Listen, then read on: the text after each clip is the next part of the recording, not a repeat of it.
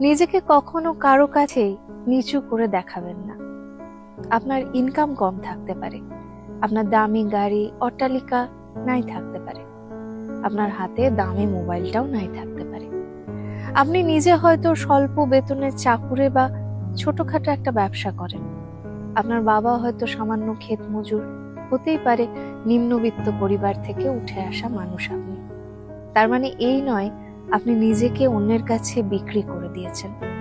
হতে পারে আপনার আত্মীয় বা বন্ধুটি ধনী পরিবারের কেউ, তার অগাধ সম্পত্তি থাকতেই পারে, আপনি হয়তো তার কাছে কোনোভাবে ঋণী। বিপদের দিনে তার কাছ থেকে হয়তো একটা বড় সাহায্যও নিয়েছিলেন। তার মানে এই নয় আপনি তার দাসত্ব সব সময় মেনে নেবেন। এমন নয় যে তার কাছে ঋণী বলে তার ব্যক্তিগত সমস্ত কাজ আপনি করে দিতে বাধ্য থাকবেন। এমনটা নয় যে নিজের সময়, নিজের কাজকে অবহেলা করে সব সময় তার কৃতজ্ঞতার দাম দিতে আপনি বাধ্য থাকবেন। কথাগুলো কেন বললাম জানেন? আমাদের চারপাশে এমন কিছু মানুষ আছে যারা অন্যের উপকার করে শুধুমাত্র অপর দিকের মানুষটাকে নিজের বশে রাখার জন্য। মানে সে উপকার করছে মানে আপনি তার গোলামি করতে বাধ্য। সারা জীবন তাকে কৃতজ্ঞতার দাম দিয়ে যেতে হবে। কিন্তু কেন বলুন তো?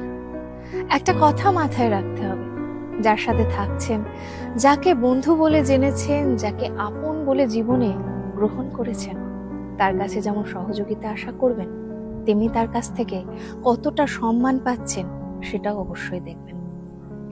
আপনার সময়, আপনার কাজ, পারিবারিক অবস্থা এগুলোকে সে যদি ছোট করে দেখে, তাহলে জানবেন আপনি তার কাছে নিরাপদ নন।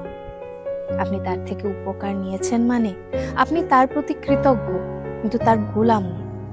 কে আপনাকে দিয়ে কাজ করিয়ে নিচ্ছে বা কার কাজ আপনি ভালোবেসে করছেন, এ দুটোর মধ্যে তফাৎ আছে। নিজের আত্মসম্মানের সাথে কখনোই আপোষ করবেন না। গরিব হতেই পারেন, ইনকাম কম থাকতেই পারে, আত্মসম্মান যেন ভরপুর থাকে।